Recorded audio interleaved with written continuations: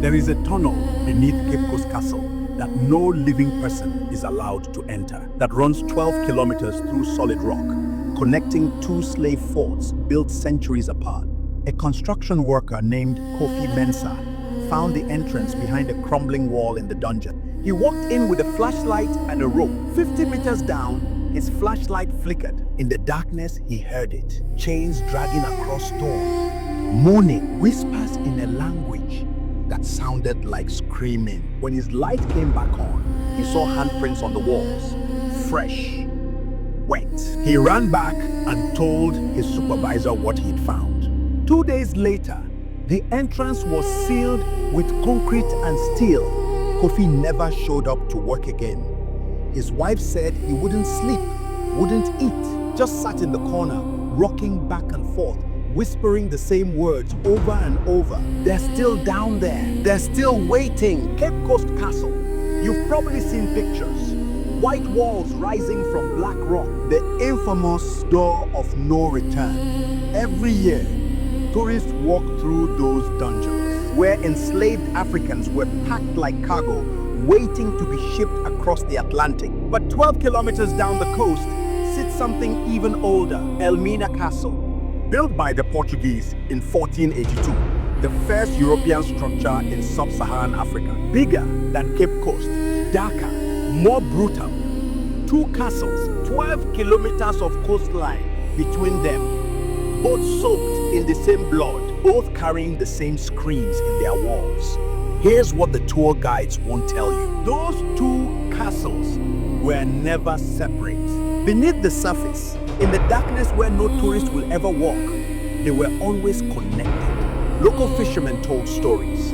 They said on certain nights, when the tide goes out near Elmina, you can hear sounds coming from the rocks, not waves, not wind, voices, chains, footsteps echoing from somewhere deep below.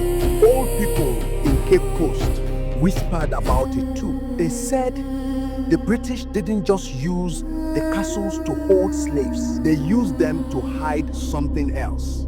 Gold, treasure, evidence of crime so dark that even the slave trade would seem merciful by comparison. They said there was a tunnel, secret, forbidden, built by Portuguese engineers who disappeared the moment it was finished. A passage used to move the most valuable cargo. The ones they didn't want recorded. The ones who vanished from one castle and appeared at another with no ship, no record, no trace. People called it a myth, a ghost story, folklore. Until 1957, when Kofi Mensah broke through that wall and found the stairs going down. Kofi was a simple man, a builder, not educated, but honest. When he found the opening behind the crumbling bricks in the male dungeon, he thought he'd discovered a storage room, maybe an old weapons cache. He tied a rope around his waist, took his flashlight, and climbed down. The stairs were carved from rock, smooth, too smooth, like thousands of feet had worn them down over centuries. The air was cold, the kind of cold that has nothing to do with temperature. He counted 53 steps before the stairs ended and the tunnel began. That's when his flashlight started flickering.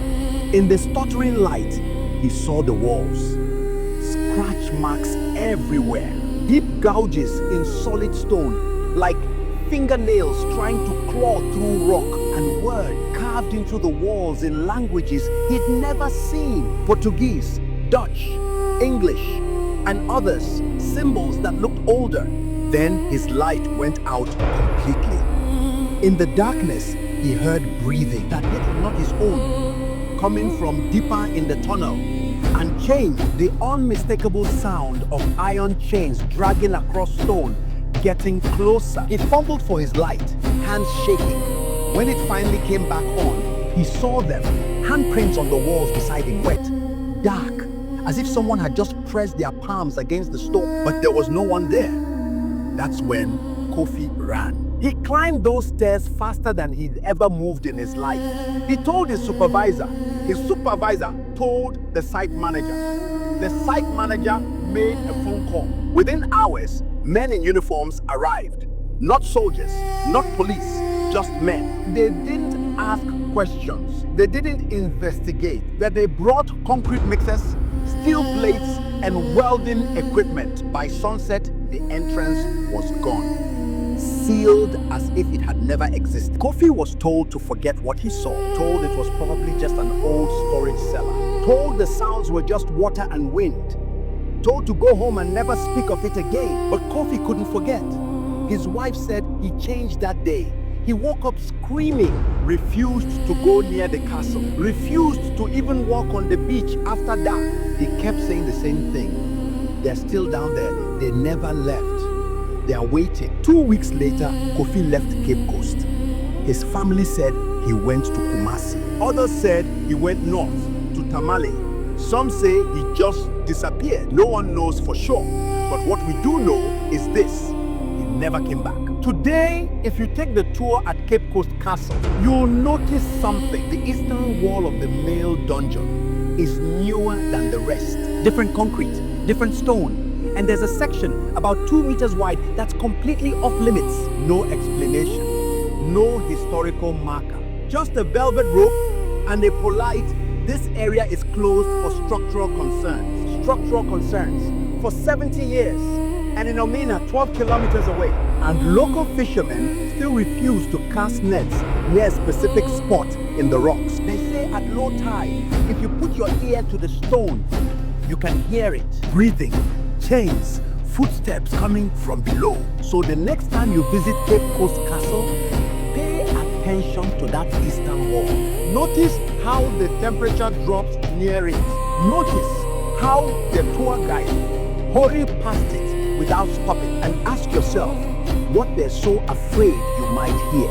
Because somewhere 12 kilometers beneath the surface, in the darkness, where screams still echo, that tunnel is still there. And according to Kofi Mensah, so is something else.